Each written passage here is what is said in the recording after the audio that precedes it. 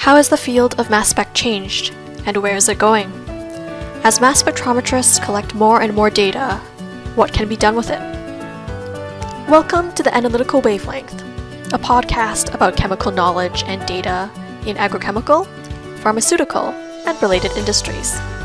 I'm Charis, a marketing communications specialist at ACD Labs, and I'll be your host for this episode, where we'll be talking about mass spec, how MS technologies and capabilities have evolved, and how they'll continue evolving as our data handling capabilities mature.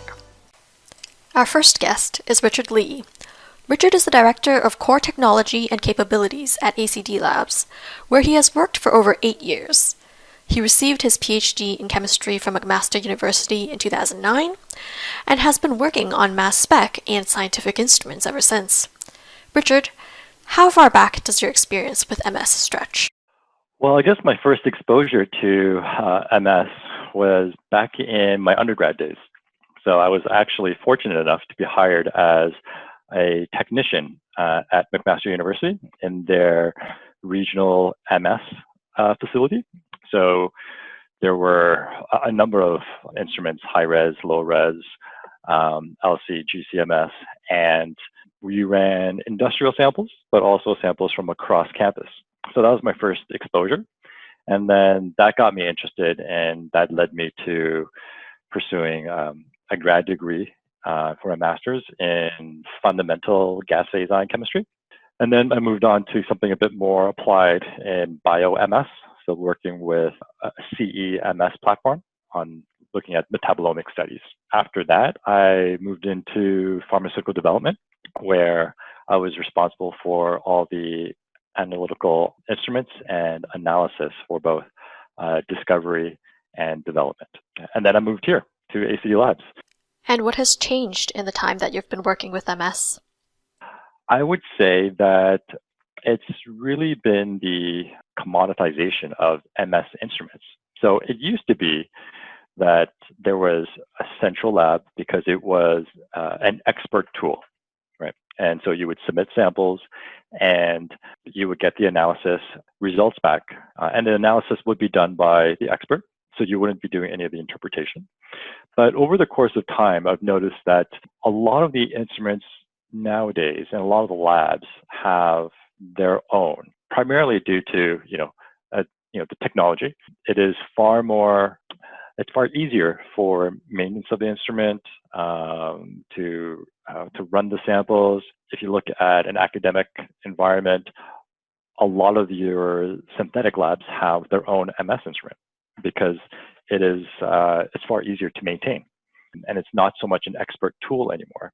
Although, that said, a lot of the instruments that are considered high-res instruments are still run by the experts because they do need still a certain level of expertise and care and knowledge of the hardware and software for interpretation.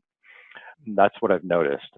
It also happens that there are a lot more open access systems available in industry. So the sample, the chemist who is not an expert will go up to an open access system. They will have their samples prepared and simply click on inject or go on the sequence, and they will get their results and they will do their own interpretation. The prevalence of open access systems seems to have driven a lot of the commoditization of LC-MS instruments. And what changes do you see happening going forwards? In MS in general, reading literature, looking at the trends, and talking to scientists, going to meetings, what I've noticed that in the past, I would say last 10 years, there's been a lot of development, 10, even 15, 20 years actually. There's been a lot of foundational development on miniaturizing the system or making the MS instrument more portable, because there used to be these huge pieces of equipment that were sitting on the floor because they were just so massive. But now, because of the advancement of the technologies, miniaturizing of the electronics, the portability has become pretty impressive. You see that even now, right? At airports, they have those swabs that you do going through security. Those are a form of MS instruments. But in terms of the actual practical application in the next 10, 15 years, I would say imaging, that would be pretty interesting. So there are companies out there that are doing imaging analysis, imaging MS, but I would say that on a more practical level, having it being portable and having it being able to sample real life, I guess, samples in, let's say, for example, in surgery, in an OR, right? So let's say a surgeon is excising a tumor. They need to make sure that they've excised the entire tumor around the tissue. So what they will do is they will take the slice of tissue and they will send it off to be dyed. Wouldn't it be pretty neat if they had a portable MS instrument and they were just taking real life samples, analysis of the tissue at hand in real time to see if there are any markers of cancerous cells. There is technology that already exists that can sample directly on surfaces. That's called DART. And it would be pretty interesting to see how applicable that would be in a real life surgical environment in medicine. So that's I would say a different take on where MS would go in the next, I said, 10, 15 years. That sounds really cool. And I remember seeing a conference presentation where they were talking about doing that mass spec right in the OR as the surgeon is cutting, which was cutting down the time needed to go with a sample to pathology. Exactly. So we see that a lot of changes have happened and will continue happening in MS, with a lot of different techniques and types of instruments, and a lot of different types of data that are being collected. So how are companies handling all the data that they're collecting? To help us learn, we have our second guest, Graham McGibbon. Graham is Director of Strategic Partnerships at ACD Labs. He also did his PhD at McMaster University, and since then he's had years of experience in both academia and pharma. Welcome, Graham. We see that there are many, many data formats available for mass spec. What's the story behind them? Well, there are a lot of companies that have manufactured mass spectrometry instruments over the years, and each one of them, in order to innovate their products, used proprietary custom encoding that allowed them to transform their data most efficiently, collect it, store it, and be able to process and present it to users so that they could achieve their specific goals in terms of whatever kind of analyses they were doing. And these instruments have different types of ionization, different types of mass analyzers, and so along with the different methods that can be used to acquire either scans or focus channels, that meant that the different vendors have come up with several different ways of packaging up their data in order to be able to use it very effectively. Mass spectrometry is used for a variety of purposes. It can be used for qualitative analysis and for quantitative analysis, and often also to examine the reactivity of molecules. The simplest thing that might come to mind for people is fragmentation, so unimolecular reactions. But you can also react molecules chemically in the gas phase and then study them using mass spectrometry. So it's a little microcosm of chemistry that goes on there, and those analytical properties of merit to get the best quantitative information, the most sensitivity, and the most thorough qualitative investigation. What are these chemicals? How much is there from a sample? Means that different kinds of scans are used, different kinds of data acquisition, different resolutions and sensitivities of instruments, and all of those contribute to different types of data, if you will, in terms of the content of information, the way that they're acquired in the instrument.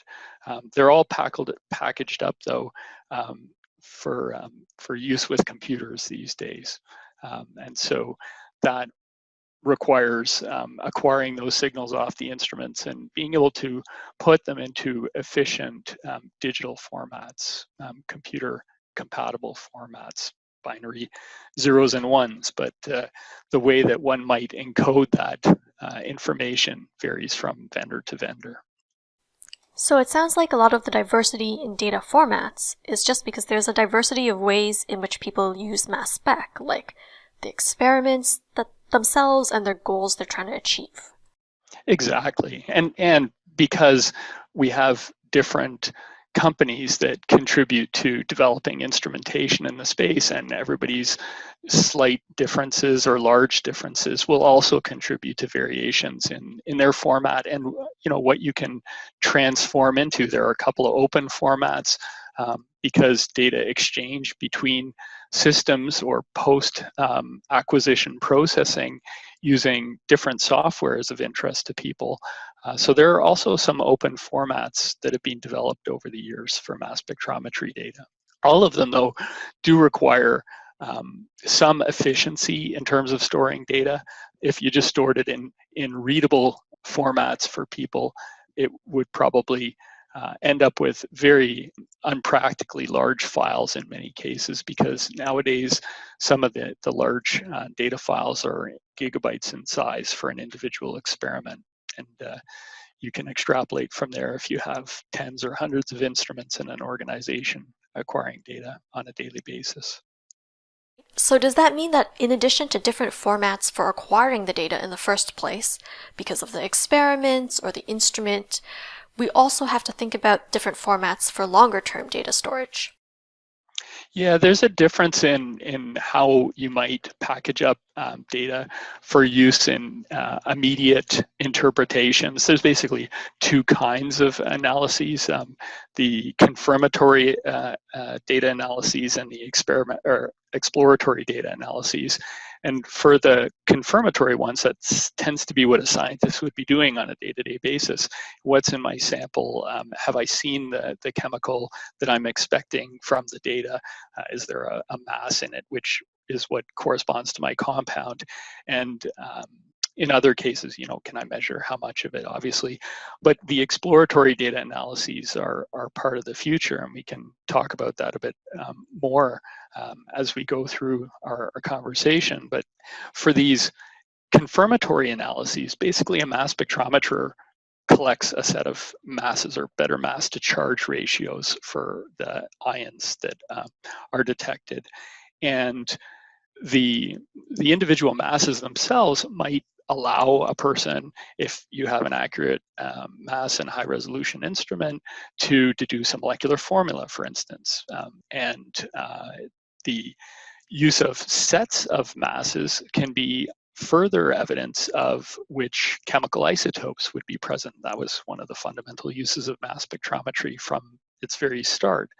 And understanding the structures of molecules can be further inferred or confirmed using fragmentation approaches. And so the nature of how data is stored and used depends on, as you mentioned, what kinds of information people want to get. And certain instruments may be better at doing quantitation, and other instruments may be better at doing qualitative, what is in my sample. Some instruments, they've tried to strike a balance. Those are all for the scientists to use on a daily basis, and so they need to be able to interact with the data very quickly and efficiently. But for longer term data preservation, like you would require, for instance, in the pharmaceutical industry, you need to be able to package up, compress the data so that it doesn't take up too much space when you store it. And you need enough information to be able to find it again effectively. And there's a trade-off there between very high compression for effective long-term storage and a less compressed, more accessible format that can be transformed or manipulated, processed, maybe to reduce the noise in a particular data set and find the signals to transform, again, processing transform in this sense, not transform the fundamental encoding, but to use this, the data in an analysis to get at what are the signals, what are they telling me in terms of the chemistry of my sample. So whenever we talk about data, especially when we start talking about big data, large amounts of data, data for exploratory analyses, there's an elephant in the room that's popped up over the last few years, and that's AI and machine learning. So what do those technologies have in promise or not have in promise for the mass spec landscape? Let's see what both Richard and Graham have to say. It depends on your take on how it's going to be applied to MS, or if it's going to be or if the MS data is going to be applied or going to be used. So in the sense of how MS data is going to be leveraged for machine learning, it depends on the application that you want to use machine learning for. Okay, so let's say, for example, you have LC-MS data that is going to be used to evaluate a chemical reaction, right? You're going to use the data to identify whether or not the compound has been formed. So if you're doing a screening type experiment, or if you're going to be in like high throughput chemistry, you want to use that data to see, has my reaction been successful, and use that information in a machine learning environment to predict or to direct based on the different chemistries and the chemistry reactions, which ones are successful, to direct my next steps of chemistry, or to narrow down the scope of the chemical structures that you want to synthesize. So I can see how you would leverage LC-MS data in that extent, but I think that will be very challenging right now. Not that it's impossible, but I think it's very, very challenging because of how that data is going to be put into the machine learning framework. Because right now there is no consistent format for it, and you need to have good data to push in. A very important thing to realize is both, as we were talking about, the confirmatory versus exploratory aspect, and another aspect, which is that the majority of mass spectrometry data sets probably consist of noise, or certainly not very useful low-level signals. And in order to have a sensible use of big data, it wouldn't be that you would want every single data point from an original mass spectrometry data set to be stored and accessible for further interpretation. In some cases, maybe, but in the sort of the broad sense of data that's acquired, that would be very wasteful. That would be very large data sets stored where very, very small amounts of it are actually useful to leverage in the future. And AI and machine learning approaches are basically statistical tools at heart, and they're done for various reasons. One would be to predict some better outcomes, and another one could be for more efficiencies, and another one could be to try and determine what something would look like or behave like from other information that you have without having made a compound. So perhaps at some point in time we could predict the fragmentation of all molecules we've never seen before with sufficient accuracy and precision. And that's important because ACD Labs has a long history of doing fragmentation prediction. But getting a spectrum accurate in terms of its intensities compared to an experimental spectrum means that one has to take into account the time frames of data analysis that are taking place in the various mass spectrometers, and that's a more complex situation at this point in time. So that's certainly a visionary goal for mass spectrometry and mass spectrometry data, but it doesn't mean that you still need the entirety of the data set. And the third thing is a standardized vocabulary of metadata. And there are some initiatives there that are coming along that have been good. Every vendor has used its own terminology internally because they had to. For instance, ionization mode or type of ionization, for instance, electron ionization or electrospray ionization. There has to be a way to store that with a set of data or a spectrum in order that one knows what the ionization was, because you can't necessarily tell just from looking at the mass to charge values what the ionization mode was.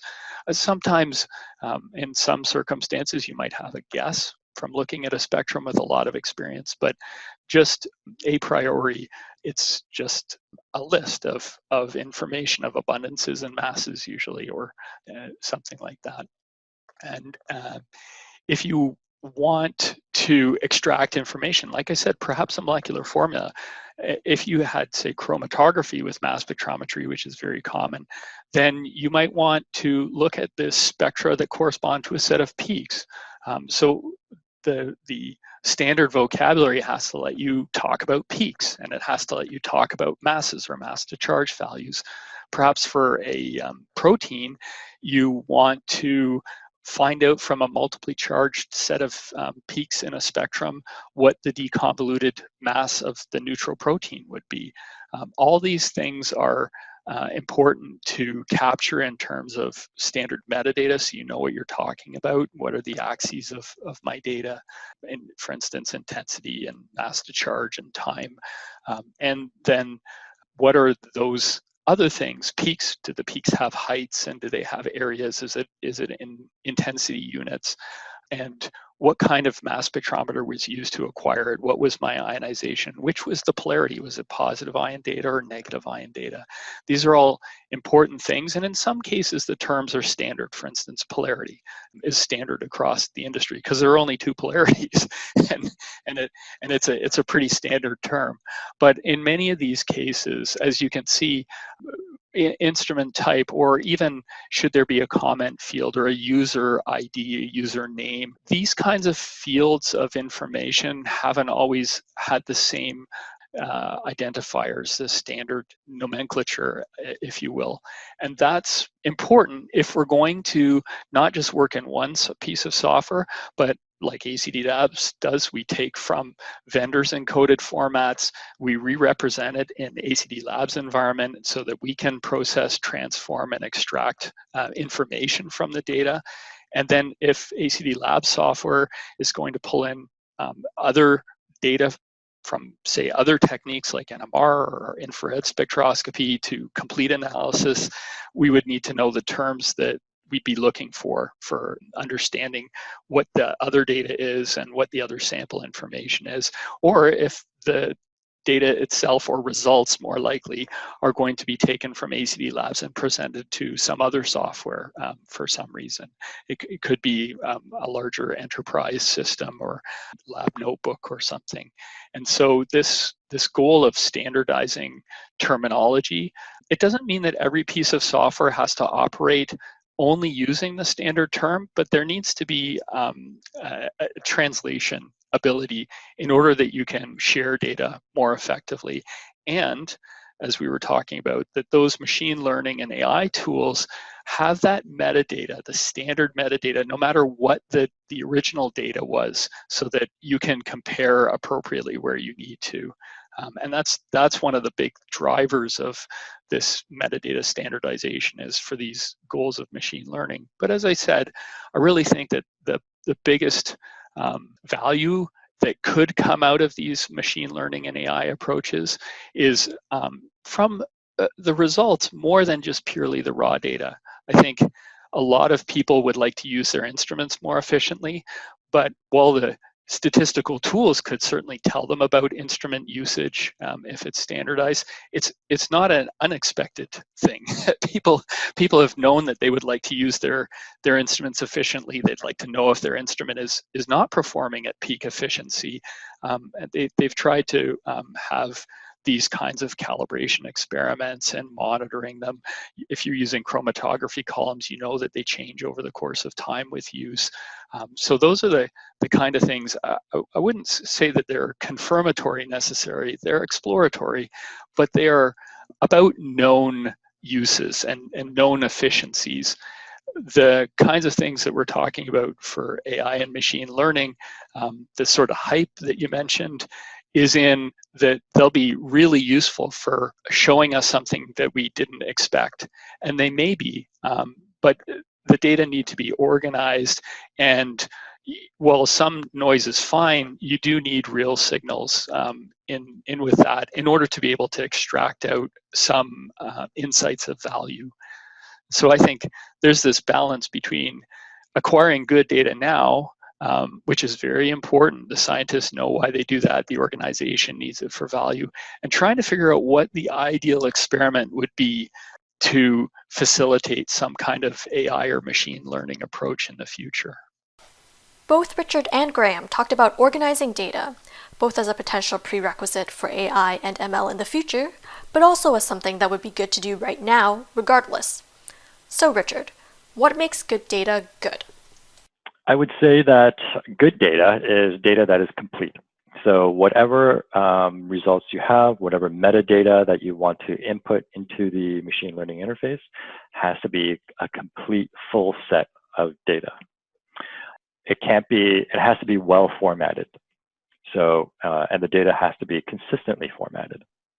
Right now, there is no singular standard for machine learning in terms of what the metadata fields are, how the data is tagged, so it's going to be dependent on what the organization is going to use as their format. So for the example of experiments and evaluating whether or not that chemical reaction is successful and how to use that information to predict the future, the reactions don't necessarily have to be successful in order to be useful data. Failed reactions are just as useful because then you know what areas to avoid. Mm-hmm. And what parting thoughts do you have for our listeners that they should take away about the future of mass spec and mass spec data? Scientists' value is in review of the data, making sure that they have good quality data, they're doing good experiments like we talked about, and there's just going to be more and more data acquired, and that is going to put pressure on them to have effective tools and be able to review data very efficiently. And so that there's a consequence of that is that software like ACD Lab software needs to continue to evolve and meet those kinds of needs. And I think that's an exciting time for both our scientists and for ACD Labs. Thanks so much, Graham. And Richard, what are your thoughts? The world of MS is going to be pretty exciting. I think there's going to be, there's undoubtedly going to be advancements in the hardware. Better, higher resolution mass analyzers, different ionization techniques. But I think the software is going to be just as important, and you can see now that the software is stepping up as well as the hardware. So you'll notice that there's going to be a lot more emphasis on the software side, which is going to be in order to leverage the actual analytical data coming off the instrument. Thanks to both Richard and Graham, and thank you to all of you, our listeners, for joining us today. I hope you've taken away something that will be of use as you think about how mass spec, and especially mass spec data, is going to look in your organizations and in your work over the next 5, 10, 15 years. This is the Analytical Wavelength, and until next time, keep on shining. The Analytical Wavelength is brought to you by ACD Labs. We create software to help scientists make the most of their analytical data by predicting molecular properties and by organizing and analyzing their experimental results. To learn more, please visit us at www.acdlabs.com.